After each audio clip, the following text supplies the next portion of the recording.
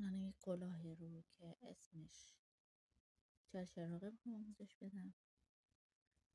میلمون 2.5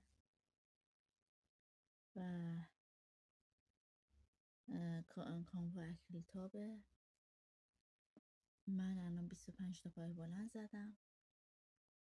الان خونه های اینجا رو 1 2 3 میکنم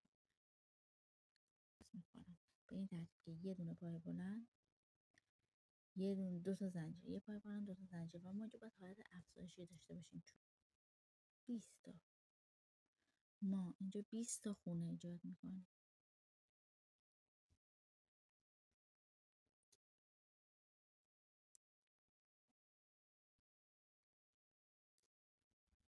تا ته ردیف 20 تا خونه داریم، یعنی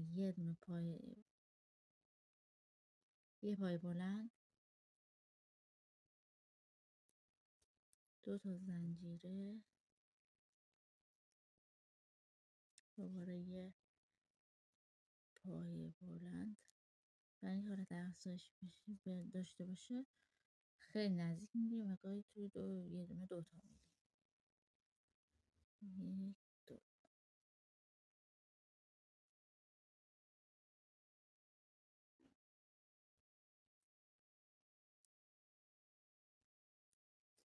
تا تهش میریم 20 تا. ما اینجا 50 تا پای بلند زدیم،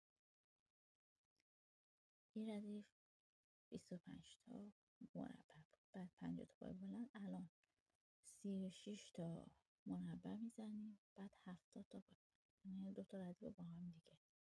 این از میبافیم، بعد ردیف بعدم میکنیم، بعد میام بقیه‌اش رو توضیح میدم. پس چی شد؟ اینجا 36 تا مربع در میاریم و بعد روشون دور بعد ردیف 5 70 تا پای بلند. من گفته بودم 70 تا ولی 75 تا شد. من اینجا 75 تا ردیف بعد پای بلند زدم برای اینکه خیلی حالت تاب بر نداره. 75 تا یعنی من اینجا 36 تا خونه داریم. ردیف 4 ردیف 5 هم 75 تا پای بلند. حالا دوباره ردیف بعدش رو از این خونه ها بزنیم. اینجا دیگه واقعا مهمه 45 تا خونه داشته باشیم،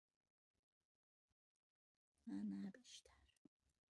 ببینید من اینجا یه زنجیره، 2 زنجیره و یک پای، یه زنجیره، 2 زنجیره. بعد از تو اینا 45 تا باید تنظیم کنیم و در بیاریم، چون الان 75 تا 45 تا معادل 90 تا میشه، ولی ما 75 تا داریم. پس یه ذره باید افزایشی کار کنم. من 45 تا رو میزنم، 45 تا مربع در میارم و برمیگردم. 45 تا مربع دارم الان و 6 ردیف، 1 2 3 4 5 6 تا 3 تا ردیف از این مربع، 3 ردیف هم پای بلند.